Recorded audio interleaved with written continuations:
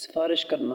نبی کریم صلی اللہ علیہ وآلہ وسلم نے ارشاد فرمایا، عمدہ ترین صدقہ سفارش کرنا ہے، جس سے کوئی قیدی قید سے چھوٹ جائے، یا کسی آدمی کا خون معاف ہو جائے، یا کسی کے ساتھ بھلائی کی جائے، یا کسی کی تکلیف رفع کی جائے۔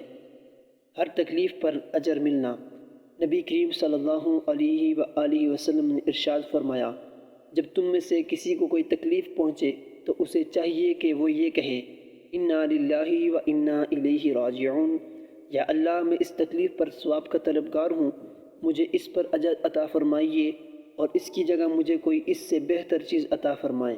نیز حدیث میں ہے کہ ایک مرتبہ آن حضرت صلی اللہ علیہ وآلہ وسلم کے سامنے چراغ گل ہو گیا تو آپ نے اس پر بھی انا للہ و انا الیہ راجعون پڑھا۔